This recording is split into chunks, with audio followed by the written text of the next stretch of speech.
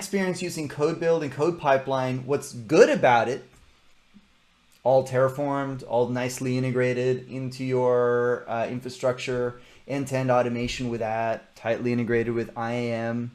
But my experience using it feels very antiquated to any of the other modern CI/CD build systems, and especially GitHub Actions. Like, what's beautiful with GitHub Actions is you don't need to terraform your GitHub Actions. You literally drop a workflow file in a directory. You don't even need to set up the triggers, any integrations, anything. It just works magically. And when you start working then with CodeBuild and CodePipeline, it's like you're whipping out your bazooka with Terraform and gonna build some pipelines. And yeah, it's cool if you got it automated, and it's cool if that's what your team understands, I guess, but it doesn't feel very modern. We use GitHub Actions with ECS now. We recently did an engagement related to this. I really am excited about the way we went about it. So how we went about doing deployments with GitHub Actions and Terraform/ECS is we split them in two parts.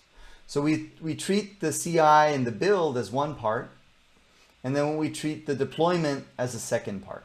So true continuous deployment or delivery. So what we're doing as part of the CI is, GitHub Action wakes up and it runs the Docker build and it pushes that to ECR. If you're using GitHub Actions, you're really going to want to use the self-hosted runners so that those can deploy in your environment. They can use instance profiles, or if you're using EKS, you can use the GitHub Actions controller by Summerwind. And that one supports using IAM service account roles. It also supports scaling down to 0 and scaling out. It's pretty cool. But when you have that, now it's very easy to push your images to ECR. You still have pretty tight integration with AWS since you can use the IAM roles. You can have multiple pools of workers depending on what permissions you want to give to them. And the GitHub Actions user experience is better than something like CodeBuild and CodePipeline, in my opinion. Now, you have other tools like CodeFresh, which I think have a little bit more polished UI. You can see what the state is of all of your builds and deployments in CodeFresh from one pane of glass versus GitHub Actions. There is no single pane of glass that I'm aware of to see your builds across your 300 repositories like Cloud Posse has. So it's an exercise in clicking then again on the Actions tab and then finding the action that ran and all that. So that kind of sucks from the UX perspective of GitHub Actions. Then from the deployment side, what we're doing is basically the GitHub action is just writing to a repo what we want to deploy. And then we have another thing that runs. In this case, we're using a tool called Spacelift, we've talked about in the past. Spacelift will then see the changes in the Git repo and automatically deploy them. So we're using Spacelift like it's Argo CD. It just synchronizes what's in this repo with what we want in AWS. All right, so I'm going to pause there. Happy to answer any questions on that, but also turn it over to anybody else who wants to talk about anybody love using CodeBuild and CodePipeline. I'd like to hear from you. I think that'd be really cool. Maybe Marcin, what are your thoughts? Do you like CodeBuild, CodePipeline? Not at all. Okay. I've been working with a few clients that used it because they embraced the cloud native way and they wanted to be all on AWS. And for some products, it just doesn't make sense. And CI/CD is one of the products. GitHub or GitLab Actions, like the pipelines there, are really, really good at this point. And using slow, hard to configure, and expensive sometimes CI/CD products from AWS, not really the best option there. I've had the exact same experience. Okay. You know, people who are senior solution architects have drunk the AWS Kool-Aid, and you know, just if it's available on AWS, I want you to use it. regardless of how good it is and whatever else, and it's usually not a good approach. Yeah. And God help you if you're using like AWS code commit too or something. I can't stand using code commit as a source control system. I've heard it's gotten better. It certainly couldn't have gotten any worse because it was bad. Yeah. Maybe that's to be honest, I have not looked at code commit for 2 years. So I actually like CodeBuild for one very specific use case. okay. So AWS actually has a GitHub action to trigger a CodeBuild job, I guess.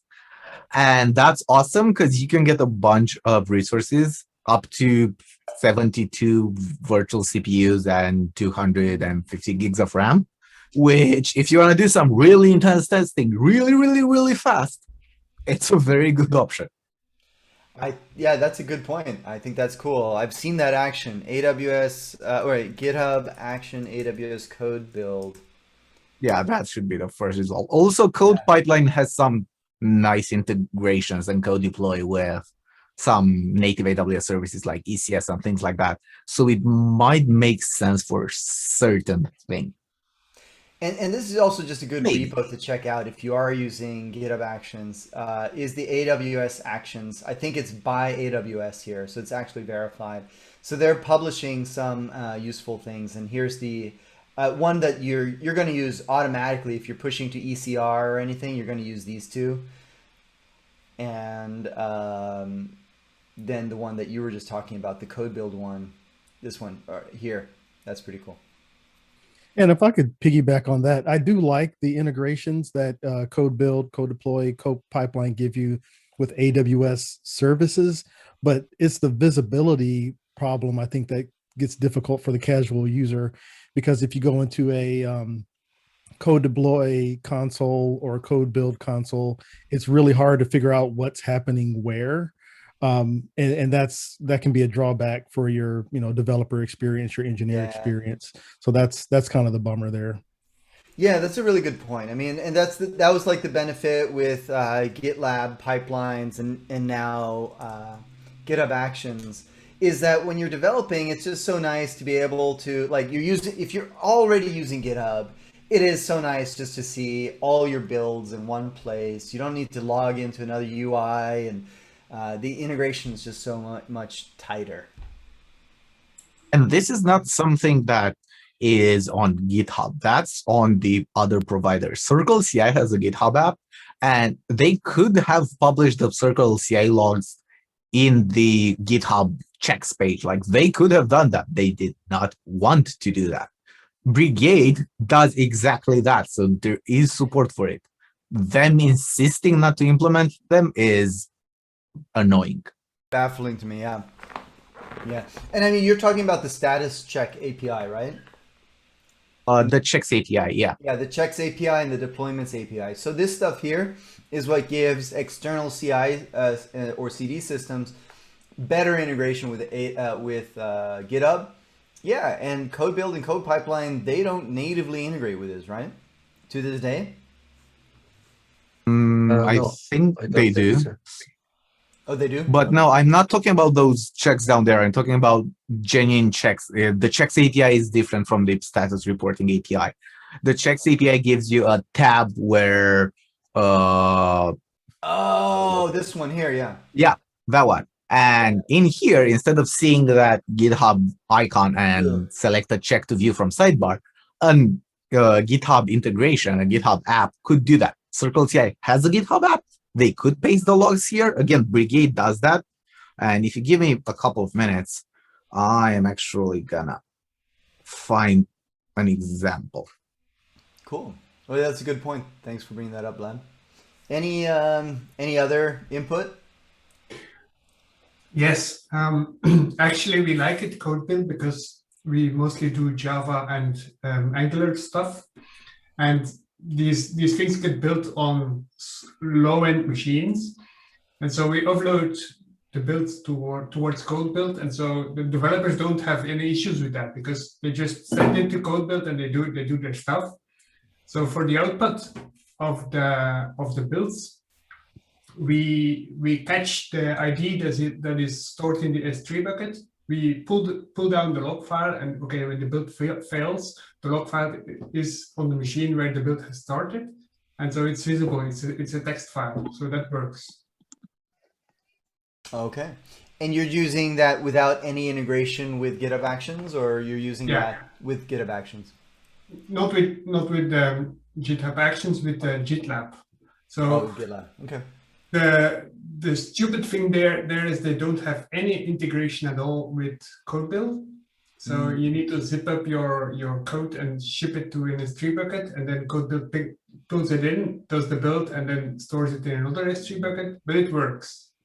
It's not elegant. It's not very fast, but it works. Did you consider just using the GitLab runners on-prem? Yes, we do. And was there a reason to use one or the other? Well, the thing is that CodeBuild is a bit cheaper because you don't need to run a full GitLab instance on your on-premise. So you can start up a build at once when you want it. And okay, when you pull down the log file of the build and it fails, then the developer sees, okay, my build has failed, and that's why, and it's manageable. It's not very intelligent and efficient, but it works. Yeah. And then on that note, I mean, just another thing on integration is it's really nice when you're all here and you can see the streaming logs in real time within the UI, like of GitLab or GitHub Actions. Yeah. Correct. That's not how it works with GitLab, but yeah. Well, so Vlad, when you're using the CodeBuild GitHub action, what kind of streaming are you getting out of that? That's a good question. I think it was just success and error. I remember it giving you back the job ID or something. Yeah, but it's not like a real-time stream from the console of the job or anything, right?